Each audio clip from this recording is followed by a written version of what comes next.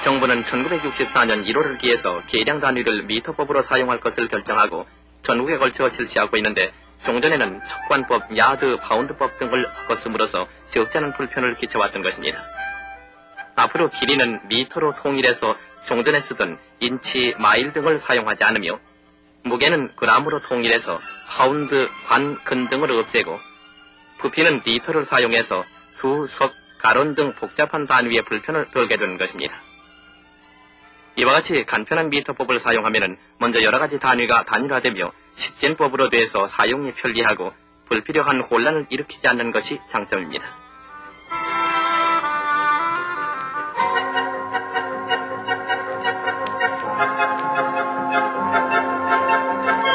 우리는 이와 같은 새로운 미터법 실시에 협력해서 우리 생활 향상에 노력합시다.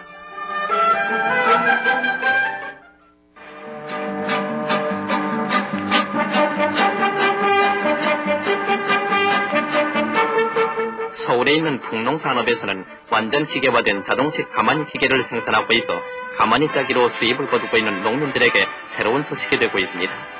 이 기계는 종래에 손으로 짜던 재래식 방법을 지향한 것으로서 짚만 넣어주면 자동적으로 짚을 틀에 골고루 끼워주게 돼 있어서 남녀노소 불문하고 누구나 짤 수 있다고 합니다. 한편 이 기계는 쌀가마, 소금가마 등 여러가지 가마니를 마음대로 조정해서 짤 수 있으며 하루 평균 50장 내지 80장을 짤 수 있다고 하니 이러한 기계가 많이 보급됨으로써 농가 수요량을 충족시킴은 물론 농한기의 농촌 소득을 한층 올릴 것으로 기대됩니다.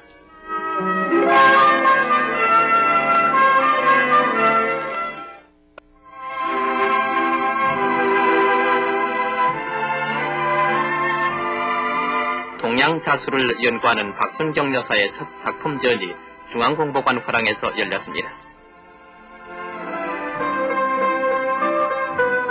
병풍, 현판, 액면, 족자 등 동양적인 정취가 넘치는 70여 단의 작품이 전시됐는데 꼼꼼하고 섬세한 솜씨는 깊이 있는 색채와 새로운 감각을 느끼게 했습니다.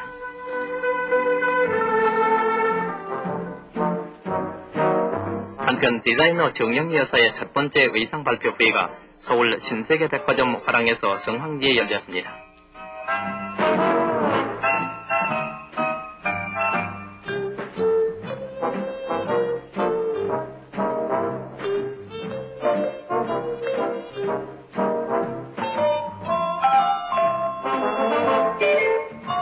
이날 발표된 투피스, 원피스 등 50여 점의 작품들은 실생활에 어울리는 간편한 의상들이어서 생활의 간소화와 더불어 그대로의 멋을 찾는 부녀자들의 깊은 관심을 모았습니다.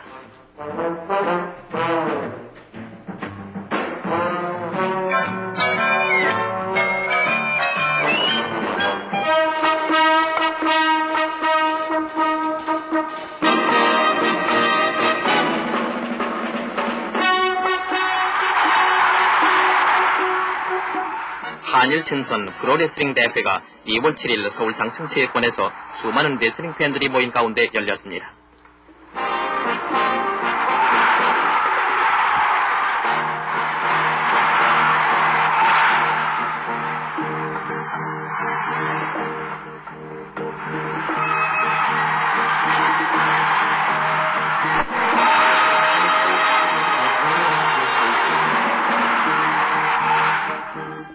지금 보시는 것은 우리나라의 장영철 선수 대 일본의 아라쿠마 선수와의 대전인데 첫날 경기는 무승부로 끝났고 제3일의 경기에서는 우리 장영철 선수가 일본의 아라쿠마 선수를 2대1로 물리쳐 이겼습니다.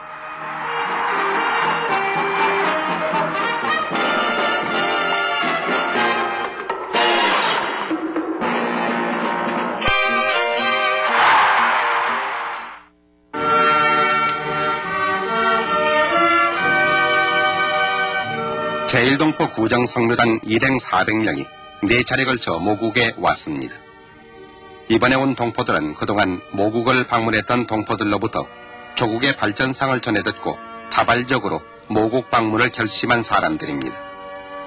이들은 공항에서부터 모국 국민들의 따뜻한 환영을 받았습니다.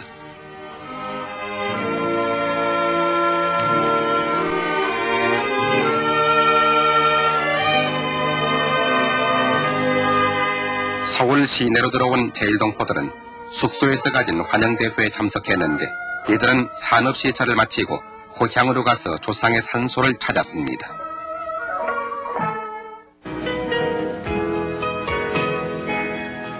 정부는 올해를 근로자 주거 안정의 해로 정하고 주택 정책의 최우선 목표를 이에 두고 있습니다. 이에 따라서 오는 1992년까지 근로자들을 위해서 25만 가구의 주택을 짓기로 하고 첫 해인 올해는 6만 가구를 건설하기로 했습니다. 반월공단이 있는 경기도 안산과 성남에 7천 가구를 건설하는 것을 비롯해 전국 여러 도시에 근로자 주택을 짓고 있습니다.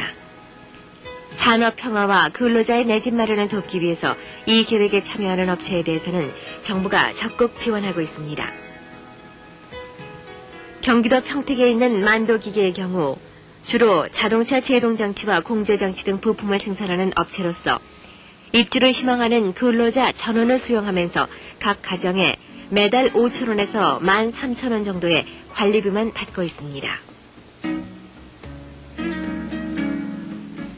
이미 1986년도에 사원아파트를 지어서 15평형 550세대, 18평형 30세대 등 모두 580세대가 입주해서 살고 있는데 금년에는 300가구를 추가로 계획해서 더 짓고 있습니다.